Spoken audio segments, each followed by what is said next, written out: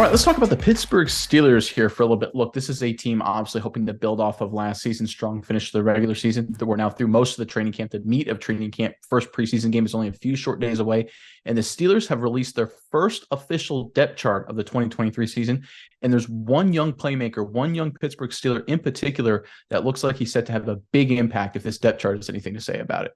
Yeah, Nick, I think the Steelers' depth chart for the most part was business as usual, no surprises, but this one player really did catch a lot of people off guard and has been making some waves all offseason, so it's exciting. I can't wait to get into this. This is a really great story that you dug up. But Steelers fans, we're talking about the season. It is right around the corner. AFC North has some brutal rivalries. There's some really great out-of-conference matchups, out-of-division matchups.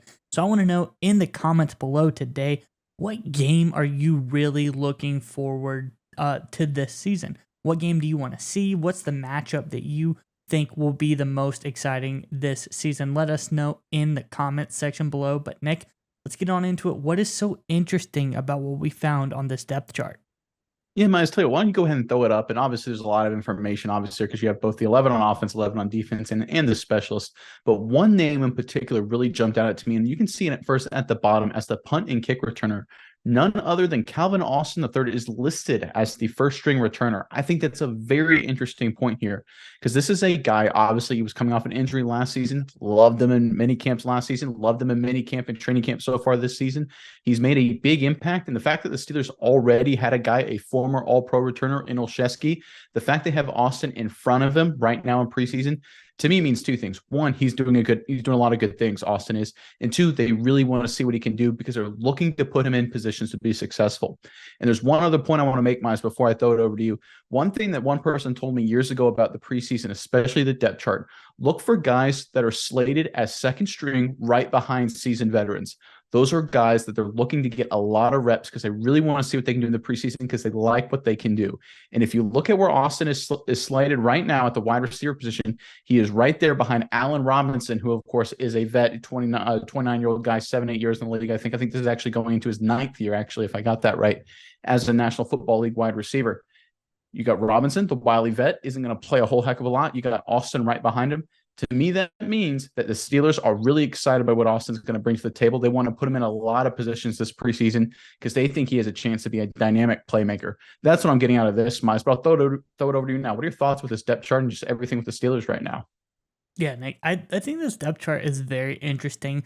Like we said, there's really no surprises outside of Calvin Austin. He's kind of sneaking up there. Like you said, they had the guy in Olszewski who was a very, very good returner, very solid.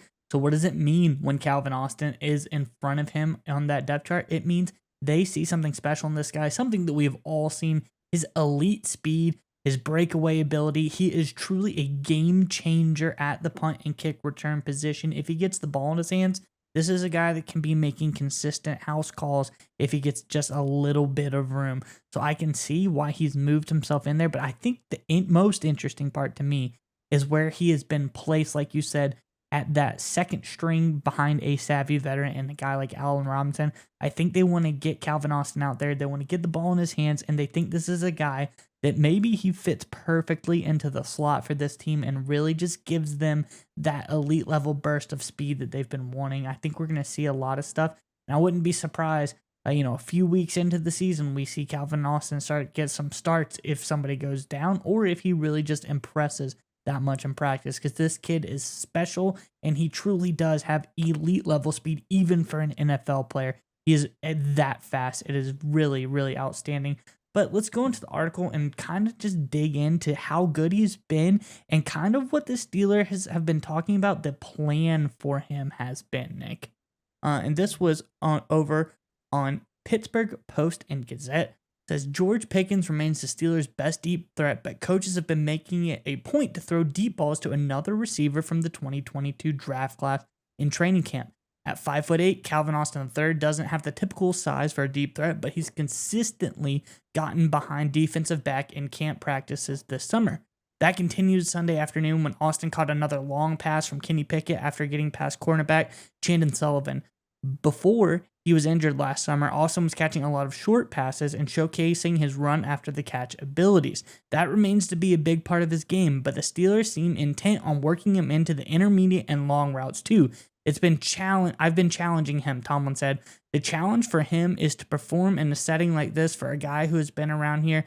He's been around here, but he hasn't had physical reps, so it's a challenge. So far, so good.